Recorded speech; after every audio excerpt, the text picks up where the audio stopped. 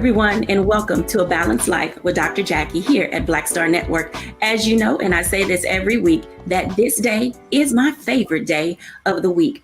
Each and every week, we've been bringing you content and information that allows us to be able to share how important it is to find balance, especially in the African American community. And this week, as we are moving forward into summer, we're going to be talking about a series of dialogues and conversations that lead us into male mentoring. What does male mentoring look like? Who's involved in it? Who should stay out of it? And when is your voice supposed to be in the conversation? Today, we have a lineup of guests who will truly enlighten us and inspire us. So grab your pen, your pad, and possibly some tissues, because today is going to get real. We're joined today by Charlotte Avery, Dr. Tierney, Corey Briscoe, Pastor J.T. Johnson, Dondre Whitfield, and Chaz Jefferson. Welcome, everybody, to A Balanced Life.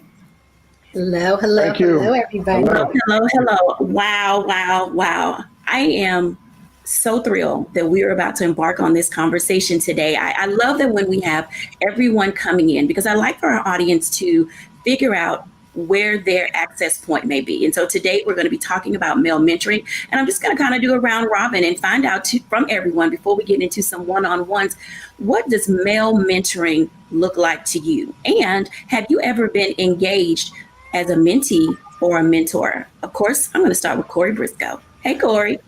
Thank you, Dr. J. I love this conversation. I think it's one that we need to have more of, specifically in the African-American community. I have been on the mentee side, and I am now on the mentor side, and am still actively being mentored.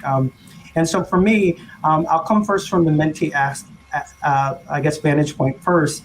The reality is that when you think of being a mentee, I tell people there are still responsibilities to being mentored, right? And so I had to learn very quickly, it's my job to chase the mentor in some ways. You're thinking of people who have been successful and are working and stuff. And so I had to make sure that I was a priority. Of course, they have to make me a priority, but I had to make sure that I showed them that I desired it and I wanted it. And so that was something big that I learned. On the mentorship side, which I'm on right now, it's so interesting because we have such a new dichotomy of as people say, young folk. And the reality is trying to learn and understand them in a way where they have always had social media, they've always had cell phones, they've always had all of these things which make them think differently and act differently. And so even as a millennial myself, trying to connect with them has honestly been difficult because I've had to reconfigure how I think and understand their vantage point. And so for me, this mentoring this mentoring conversation is one about adjustment, honestly. And it's an adjustment for us in how we think and how we act and how we see ourselves in the mentee-mentor relationship, but also see what they want out of it. Because the reality is, I think it's easy for us to put on to people what we think they need. But I think, ground rules first. What do they want? Where are they trying to go? And what do they want from you? Because oftentimes there may be a very specific thing on the professional or personal side. And so I've had to establish boundaries and learn where I come in and where I add my voice, and then sometimes where I shouldn't add my voice. So I think that's what I would say is the perfect kickoff to this conversation. Thank you so much for sharing that. Pastor JT. Yes, ma'am.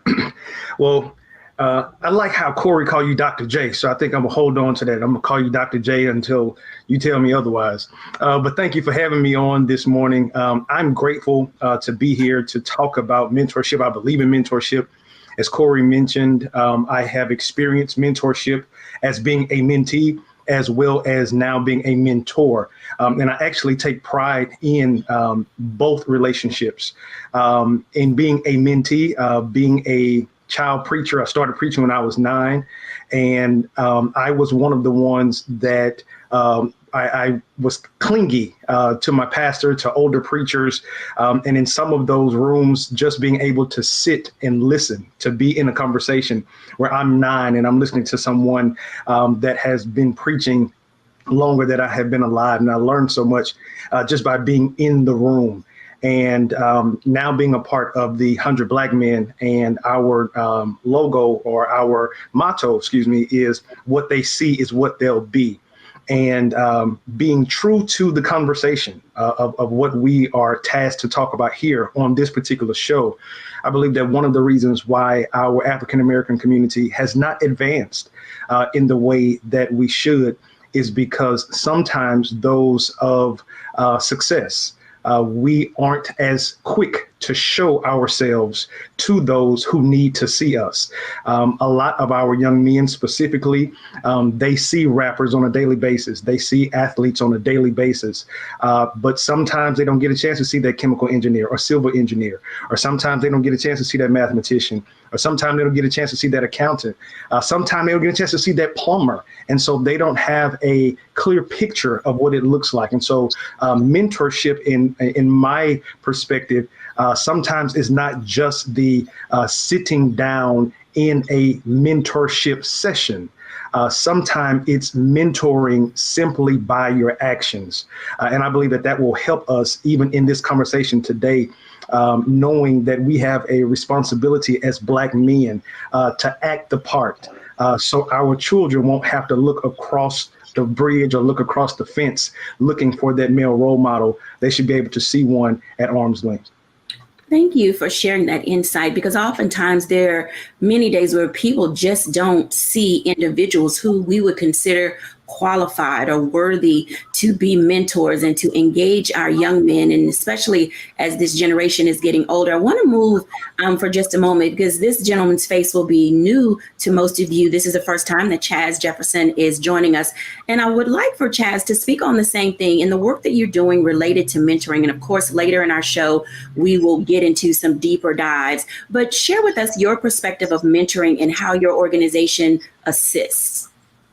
Well, with the National Center for Urban Solutions, one of the things that we want to make sure that we provide to our youth is solutions for them. With our mentorship programs, a lot of the male students that come from our high school, the Academy for Urban Scholars High School, come from, at least 85% of them come from single house parenthoods. So we know the importance of having important role models in their lives. From my perspective, being in this role over 6 years, director of our mentoring program, I once was a mentee and understand the benefits of, what a mentorship program can do for you. So many times, especially young Black males, they just don't have those people to connect with.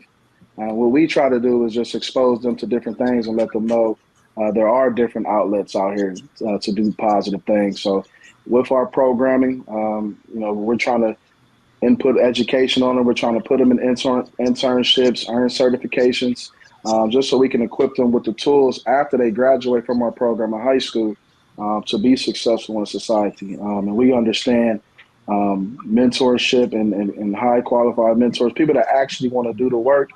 We have seen the benefits of that. We've seen a decrease in attendance going down in their behavior.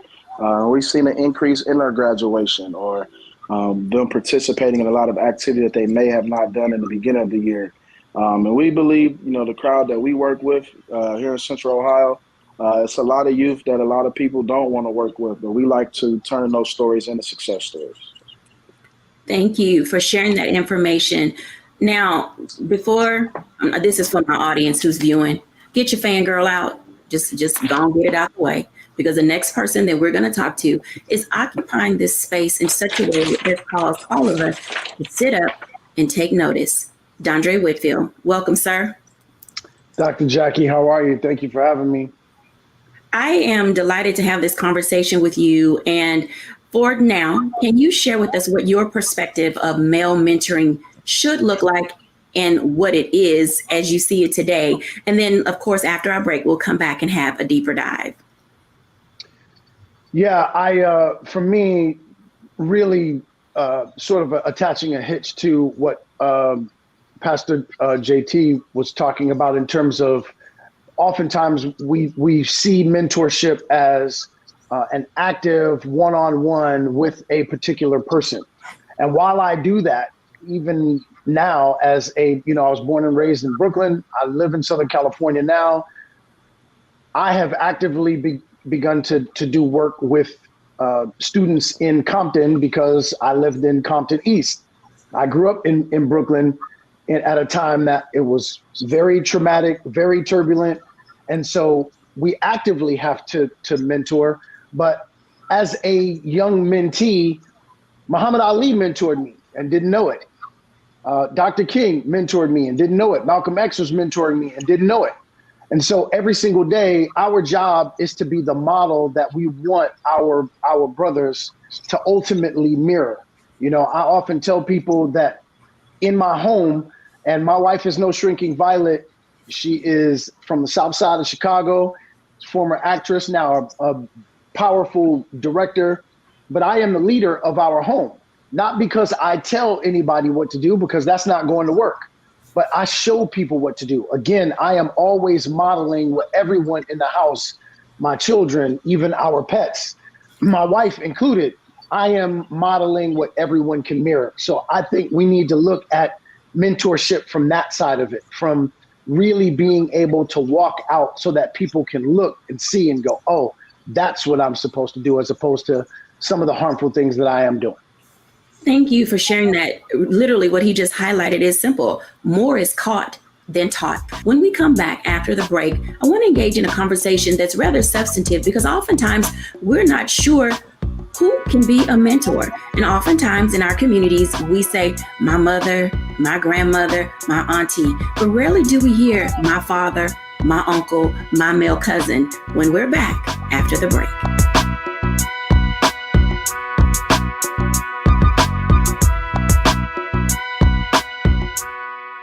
Don't you think it's time to get wealthy? I'm Deborah Owens, America's Wealth Coach, and my new show on the Black Star Network focuses on the things your financial advisor or bank isn't telling you. So watch Get Wealthy on the Black Star Network.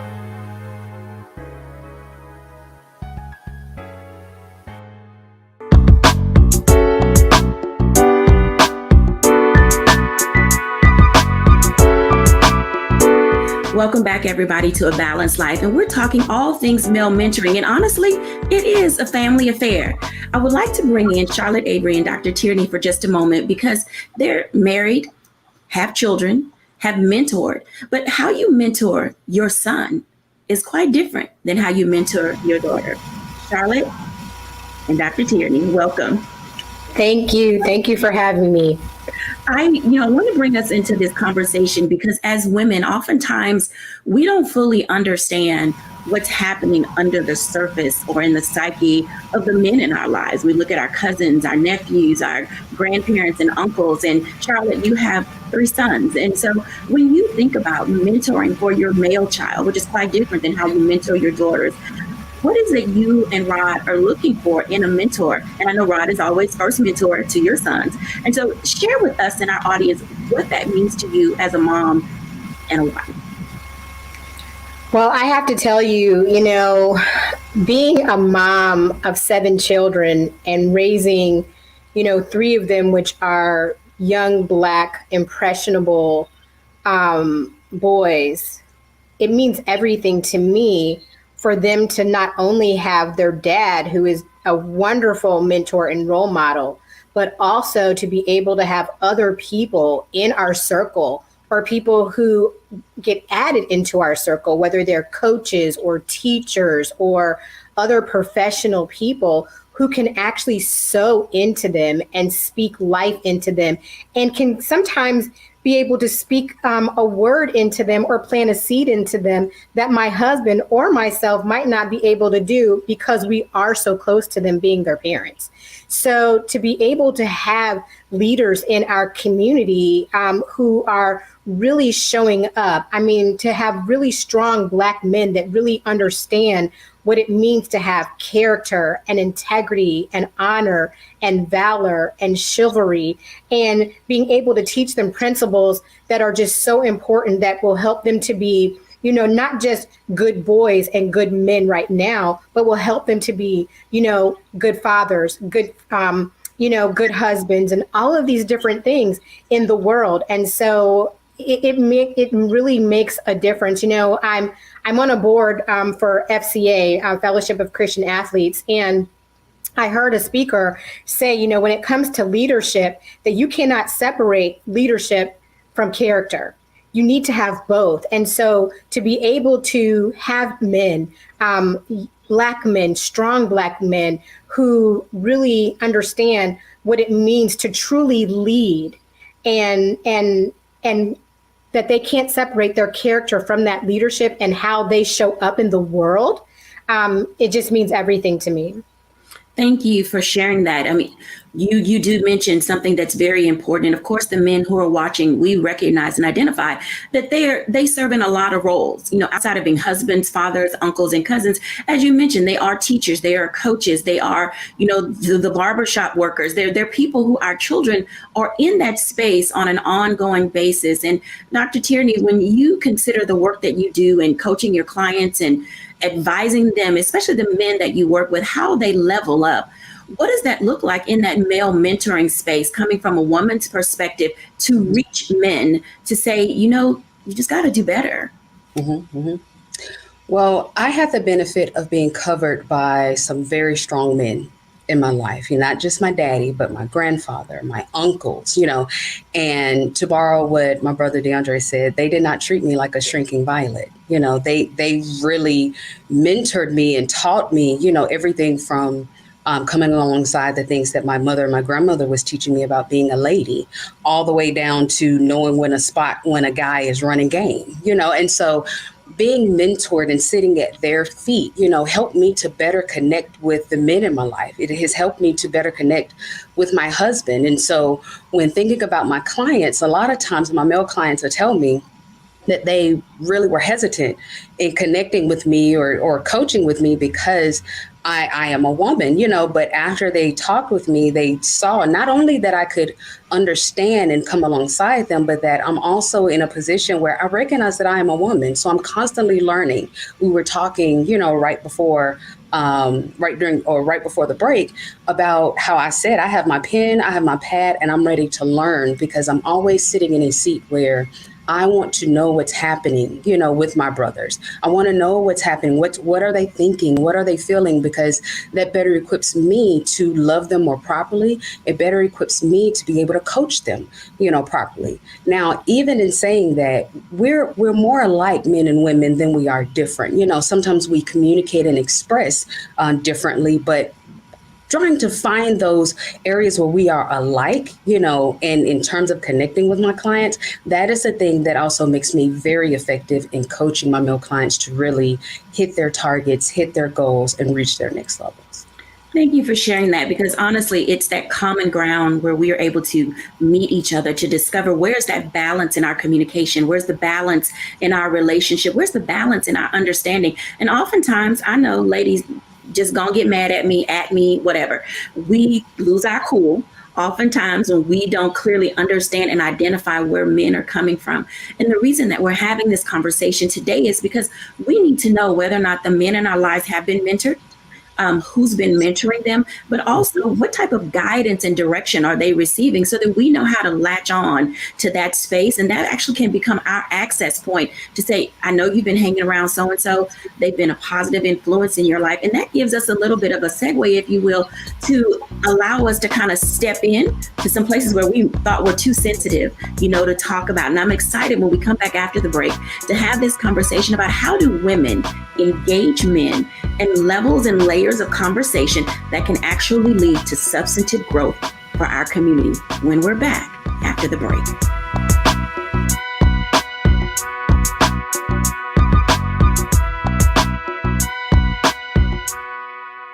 Black Star Network is here. Oh, no punch! I'm real revolutionary right now. Thank you for being the voice of Black America. All momentum we have now, we have to keep this going. The video looks phenomenal. See, there's a difference between Black Star Network and Black-owned media and something like CNN. You can't be Black-owned media and be scared. It's time to be smart. Bring your eyeballs home. You dig?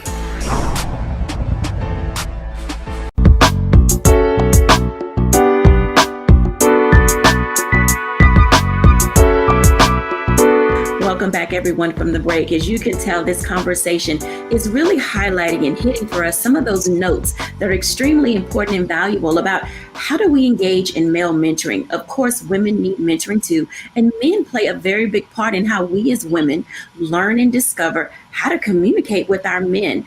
That's our cousins, our uncles, our grandparents, our brothers. Sometimes we just don't get it right. And we're grateful to have this opportunity in this space to discover how to balance those levels and layers of communication in our relationship. I want to bring all of our guys back because I think that it's important right now that we really talk about how do men mentor men, and what does that relationship look like from the standpoint and the perspective of being transparent, vulnerable, and receiving the support that's needed in the society in which we live. Welcome back, gentlemen. Thank you. Hey, I am so thrilled that you all are here today to kind of enlighten us, because there are a few statistics that say that there are women who are raising more male children in a solo capacity than they are in a two-parent household. And so, Dondre, when you think about what that difference is in the mentoring capacity, how do you share and communicate the difference between a single parent household and a two-parent household? And let me just, this is for our caveat for our people, we do recognize that women are dying from cancer at alarming rates. And there are many men stepping into this solo parenting role. So how do we reach and guide and direct in this pathway of male mentoring? Yeah, one of the I would say the points that I made in my book, Male versus Man, that turned a lot of heads and now is beginning to make sense to people, really resonating, is that a woman can't teach you how to be something that she's not. And originally that got people their backs up because some of our brothers have abandoned their post for one reason or another, and there are a myriad of reasons. But when a woman is left to raise a son on her own, she has been made to feel like she is mother and father. And the truth of the matter is that the best that she can do is be a dynamic mother. She can't be a father. You don't have to be fathered by your biological, but you do have to be fathered, right? So I have a 17-year-old daughter, and I'm a very knowledgeable man, but I cannot teach my daughter how to be a woman. Why? Because I'm not one. That is my wife's job. If my wife weren't in my life, I'd say, Dr. Jacquie, I'm dropping Parker off to you from 9 a.m. to 3 p.m. on Monday. Do what you do. And then I come and pick her up, and I'm going to do it again on the weekend. And I'm going to keep doing it until you say, I can't do it anymore. Why? Because, again, I can't teach her how to be something I am not. What I can do is I can teach her how to have language for a man. I can teach her how to identify a man. In my book, I talk about how males look to be served while men look to be of service. So there is a dynamic difference between every single brother that you see walking down the street. Simply because he has a penis and pecs doesn't make him a man. That makes him a male, but what makes him a man is his understanding that he should be dedicated to being of service. I tell my sisters all the time, look, when you're going out on a date with a guy, the two questions that you should be asking is, who taught you how to love and who taught you how to be a man?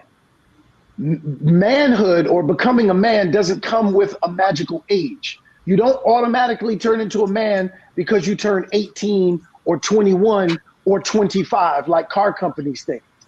You turn into a man by being given information, instruction, and being held to account.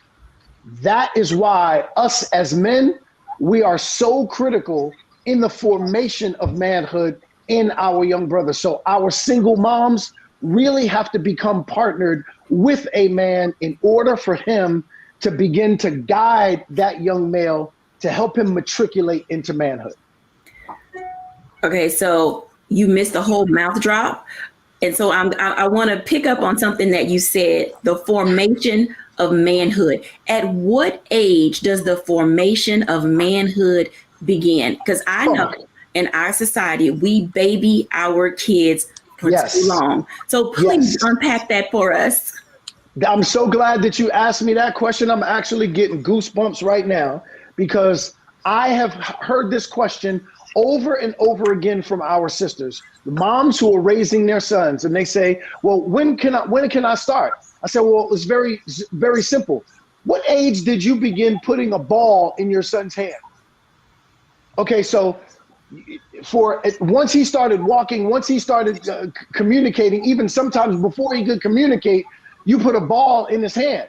Well, why is it that you would put a ball in his hand hoping that maybe you might turn him into the next Kobe Bryant, LeBron James, or Michael Jordan, but you won't invest the same energy and effort into making him the greatest version of himself that is a man?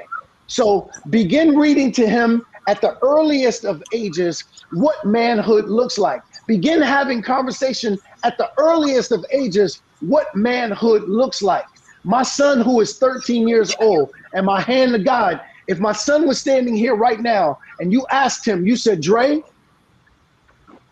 why are you here? Why did God put you on this earth? My son would tell you to be of service. Why would he tell you that? Because every single day I am his drill instructor for what manhood looks like. And every single day I hold my son accountable for walking out what manhood looks like. And I got to be honest with you. I talked about my wife earlier, and I say this with all due respect. And my wife, if she was sitting here right now, she would tell you there are times when my wife stands in the way of my work. Why?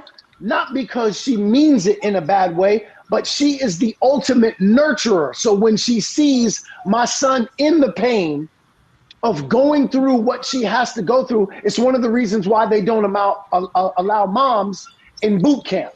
Why? Because they're trying to make your son a soldier. And that process is painful. And when a mom watches her son turn into a soldier, she will tap out for him.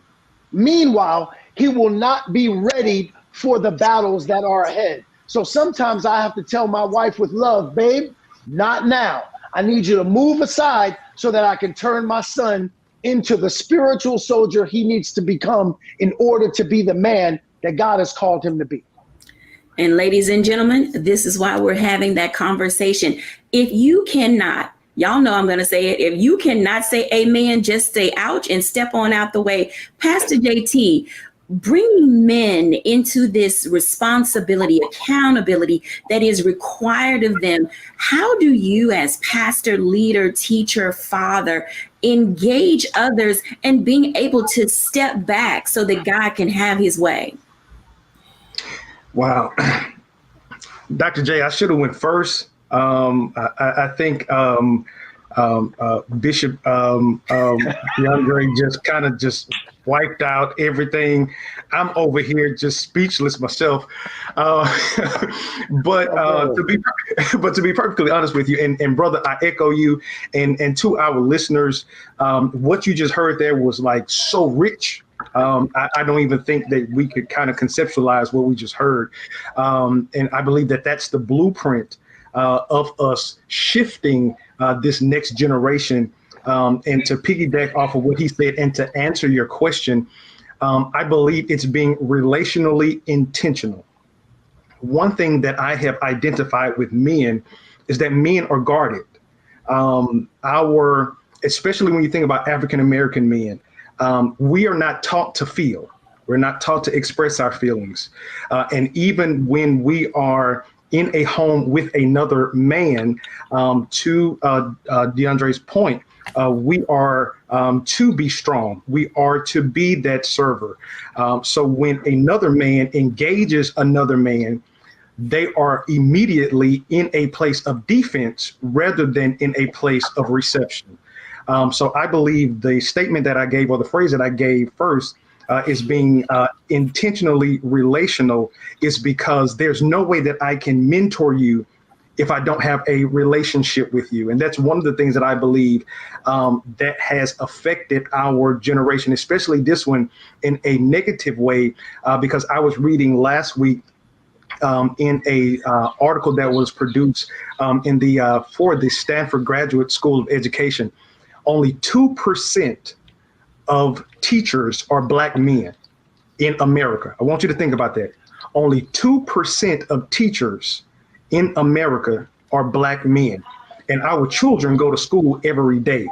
Yet in our schools, they have police. The ISD police are in the schools. So our young men are having an interaction with an authoritative person first before they have one with an instructional person. So if I am first privy to someone that is telling me what to do from an authoritative standpoint, it makes it hard for me to receive that what to do from somebody that is trying to instruct me. So I believe that we have to first break the barrier down of building relationships. So when that relationship is built from man to man, then it's easy for Moses to be able to have a relationship with Joshua. But then in this generation too, we have to check some Moses, because we have some Moses in this generation that's jealous of Joshua.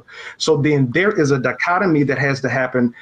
There is a relationship that has to be built where Joshua feels confident enough to be vulnerable in front of Moses. And then Moses has to be vulnerable enough for Joshua to know that he's passing on his wealth of knowledge to Joshua. And I believe that if we ever get to that understanding, that we would, as a African-American community, especially a community of men, we will be at a point where we're passing the baton, because I believe that it's too late in the game now for us to still be saying, well, you have to get it. I had to work for it. You have to prove yourself. I think at this point, as men, we should be empowering the next generation to pick up where we left off and not continue to be at the starting point, because we as a whole, we started off in the back.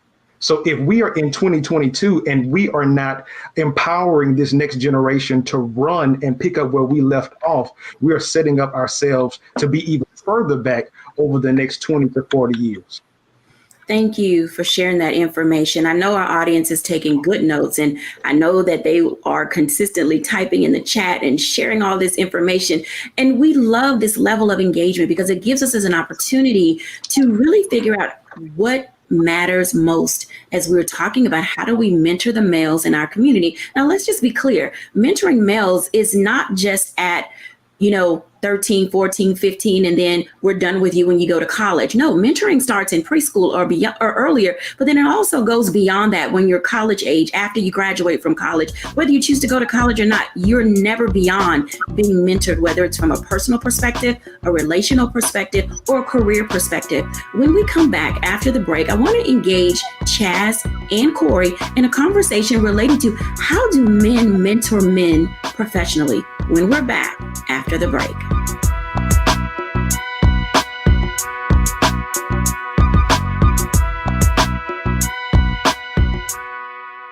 Pull up a chair, take your seat. The Black Tape with me, Dr. Greg Carr, here on the Black Star Network. Every week, we'll take a deeper dive into the world we're living in. Join the conversation only on the Black Star Network.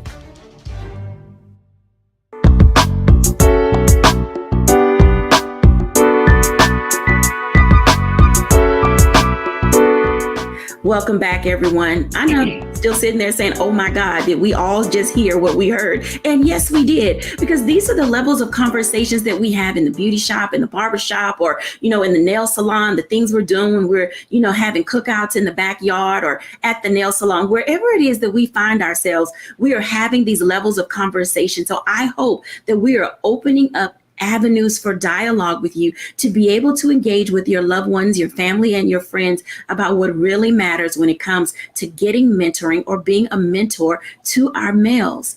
Corey and Chaz, I'd like to engage you now in this conversation related to professional mentoring. Chaz, when you think about the work that you do, why is it that you do the work that you do? And at what age do you continue to mentor men within your organization? far as men that want to become mentees. Yeah, if there are men that want to become mentees, but then also those that are needing mentoring, where do those ages stop and start, and how do you prepare them for the process? Well, from a mentor perspective, when we're recruiting our mentors for our young mentees, we like to host different sessions. And once we collect those mentees who are participating in our program, then we're meeting with them on a almost monthly basis, because we want to see what's working, what's not working, what are some challenges that they're facing, how we can help them. But one of the main things that's very, very important when you're trying to teach men how to become mentors, especially with the youth today, is, they want some honesty. They want people who are, going to be in their lives and going to be real and really expose them to different things. I think before you can get to mentoring, or it's just like when it's in school, before you can do schoolwork, you got to get to know that kid. You got to get to know who you're actually dealing with, because youth today, they'll be able to, sniff those things out. Like I said, we work with, almost over 80% of our young men come from fatherless homes, and, they're used to people coming in and out of their life. So, the things, if we can connect with them on a spiritual level, whatever level that is, we got to make sure that our engagement is correct first. You start from that standpoint, then you can get into the mentoring and the activities and seeing the different things that they want to do. Just an out of box approach in regards to trying to stay connected with them. That's one of the things we try to pride ourselves on. It's very time consuming. So the men that we do work with, sometimes they are volunteering, and they got to be willing, to really, really be in these young men's lives because they need it. So from a commitment standpoint, those are some of the things that we're trying to cover when meeting with mentees, when recruiting new mentors. Those are the questions and things that we try to keep in mind when we're trying to pair someone with our mentees and want to bring them into our program to work with our young men. Thank you for sharing that. Those relationships that are built male to male, that bonding is important, because as Chaz just said, there are times that these young men come from homes where there is no father, and in their community, oftentimes there are no father figure. Now, most of us are no stranger to statistics of violence, the number of men that are serving in the military, the number of men that are incarcerated, the number of men who have gone on to glory. So therefore, there is a shortage of men being able to pour into the lives of these young men. However, when I think about Corey Briscoe and the work that he does, community, both relationally from the church and also professionally, Corey, how is it that you are mentoring others, and why do you see value from a professional perspective in mentoring? What does that offer the life of a young person? Muted. We're going to take a pause at 40:11 because Corey Briscoe is espousing to us on mute, and his waxing eloquent could not be heard. So we were about at 40:10, 40:11. So yes, Corey, please share. Well, I just want to start with saying that the gentlemen are absolutely killing it. This could be a 4-week conversation. It is absolutely amazing. I think the first thing when we think about male mentorship is we have to understand the landscape of our country first and our communities. And when we look at U.S. Census data, right, the U.S. Census tells us that over 22 million children come up in single family households. And then when you think of African American males and you think of how they have grown up, whether urban environments or not, the first thing you have to do is level set. And I think it's one of the biggest issues why national programs aren't effective to our Black males is that they don't speak to us. They don't talk to us, right? Effective mentoring, it has trust, it has empathy, it has relationship building that allows me to see myself or allows me to understand my current predicament in a way that I can trust you, I can be honest with you, I can confide in you. And I think that's the hallmark of, and the first pillar of starting male mentorship. When I look at the work that I do with men across the country, we've got to have honest conversations about trauma and exposure to violence. We have to have real conversation about where people are and where they're not. Because how can I deal with professional, Corey, and professional development where I want to go when I still am dealing with mental trauma and trauma in my communities, and I'm looking at the landscape of what's going on, and I'm still trying to figure out my own survival. So you talk about the landscape of developing people, right? The first thing I deal with is trying to identify where they are in a sense of belonging, right? Let's understand, do they have the cultural groups? When I look at myself, right, I grew up in predominantly, white high schools and white learning academies where I was one of many. It was just me, and it was many students, but I was the only one that looked like me. And when you have those conversations, right, you have to first understand where a person comes in, understanding even their ethnic identity, how they see themselves in the greater picture. It wasn't until going to Howard University where I fully understood my own ethnic identity, and then could then understand the impact of who I was to even garner a professional understanding of where I could be. And so I think these conversations have to come from a different lens, and we have to create models of mentorship that set standards, that build up young men in a way that make them feel like they can see themselves. Wow. So, listening to the conversation and the dialogue that we're having right now, we talk about, oh my goodness, I need to take a pause for a moment, because this is going to be one of those questions that's going to be loaded, in a sense that, Corey, you mentioned the ability to have trust, to be transparent, to, take the opportunity to deal with our trauma. But oftentimes the level of confidence that men bring to that space, the level of competence that comes out of what we need, when moms, because that's typically who's making these decisions, are trying to figure out how to navigate the landscape. I want to bring everybody back in for a second, because navigating the landscape can oftentimes lead to landmines. And I want to talk to that for a moment, because I want our audience to be clear that we serve as a resource. We're here to guide, direct, prepare, engage, and lead you to finding what's necessary for you. But we recognize that you can be triggered at any moment by anything. Charlotte Avery. I definitely watch as well as pray, because I know that, everybody is not a perfect fit for my sons. And, all three of my sons, they have a different bent. And so, what one of my sons needs, another one might not need.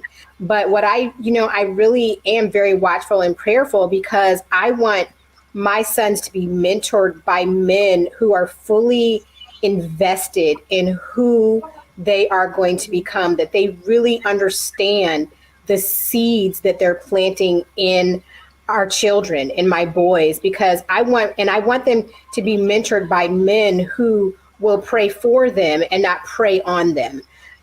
Because, that's a really big deal, and as a mom, I'm always very watchful and prayerful to make sure that, if even if my sons go out with another male that's not their father, I'm always on guard, waiting for them to tell me all things that happen, because, I have a very honest and open relationship with my children. So if, I missed the mark on somebody that I thought that I wanted to mentor, or my husband may have wanted to mentor our boys, I go back, I correct it. And then, I just watch them as well as pray, for a different person who can really speak into their lives and where they're going to, and how they're shaping them. Thank you for mentioning the word shape, because that's going to be my question for Pastor JT. When we think about men shaping men, now women, we can't identify with this, so y'all just kind of sit back, listen, and learn. When we think about men shaping men, men have a certain criteria of what they believe a Black man should look like to be civilly engaged, to be good parents, to be good fathers, to be good men, to be all those things that women look for in the quality of a man. help us understand how to look for that, you know, when we're seeking out these things for guidance and direction. Wow. So I'll be honest with you. Dondre gave us two important questions that I believe I would agree with that sisters should ask. Who taught you how to be a man and who taught you how to love?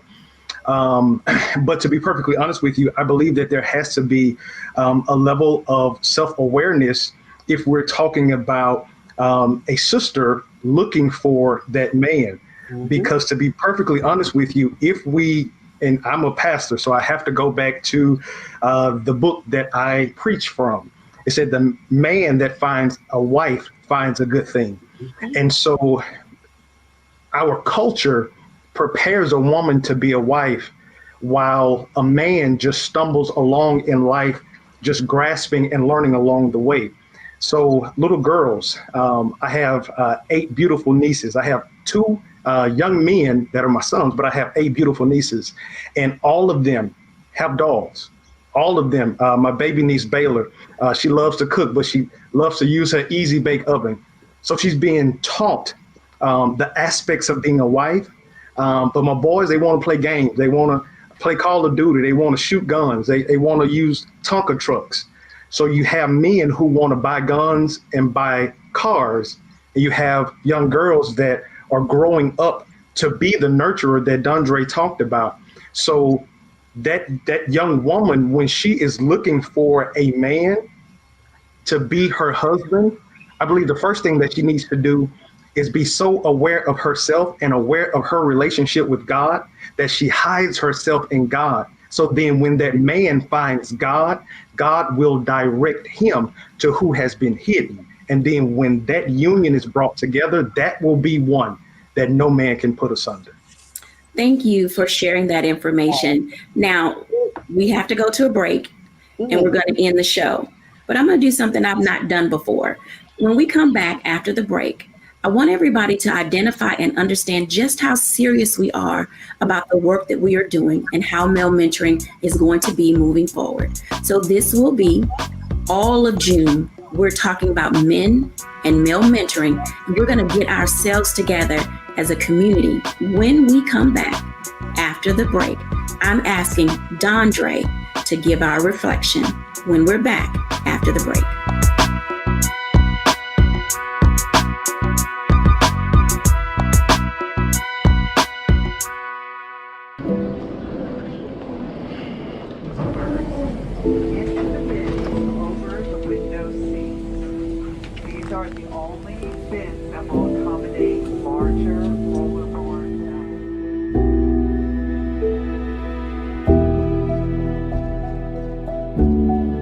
Put 10 in here? 10, and you don't come out till you die. And you eat him, you eat 10. Oh my God.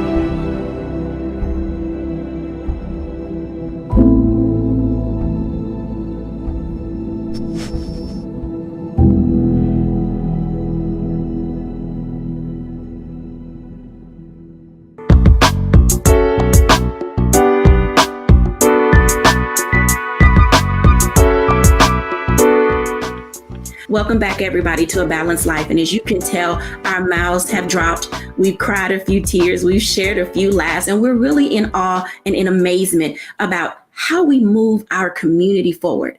So I've asked Dondre Whitfield to give our closing reflections for our show. Dondre.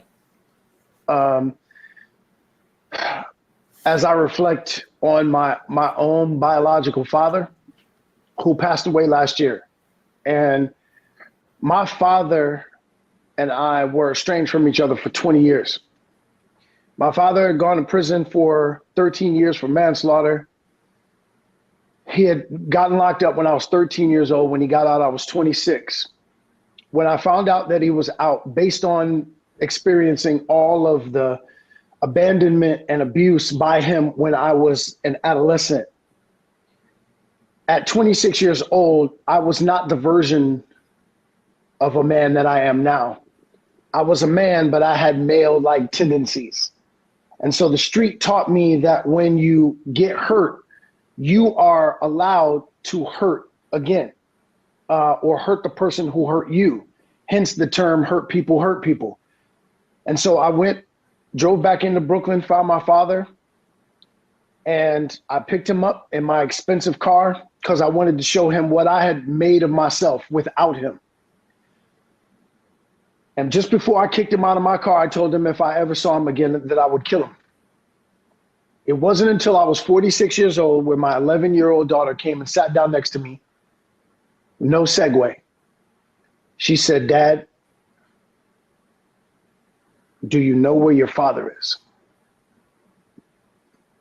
And I knew that God had sent me a messenger that I couldn't shoo away.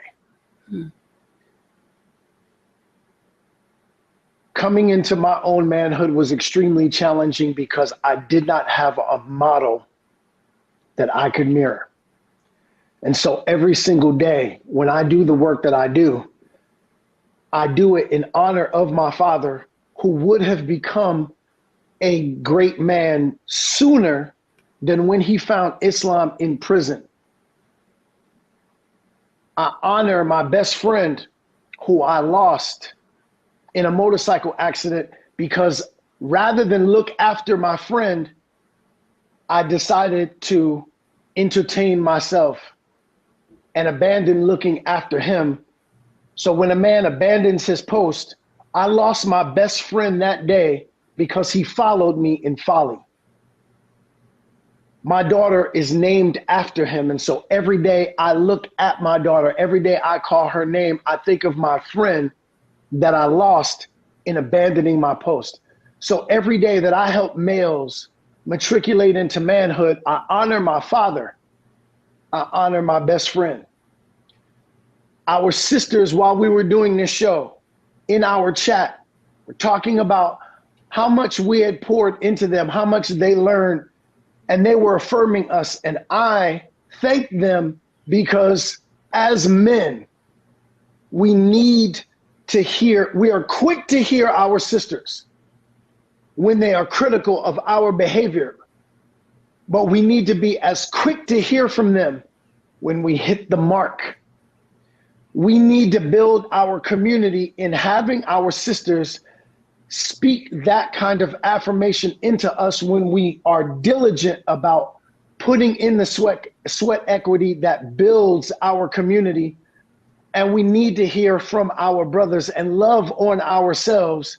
We hear about all of this stuff that happens in our community. We heard about Buffalo. We haven't spoken about that, and yet every single one of us are carrying the residual effect that comes from that. So we have to be able to pull together and build each other as we build our young brothers and sisters. So with all of that being said, mentoring is a gigantic pulling together of resources and love, and that we have to be able to do that together if we're going to build each other. So I'm just so thankful to have this conversation. Dr. Jacquie, thank you for bringing us all together. And I feel like a part 2 is waiting from this conversation.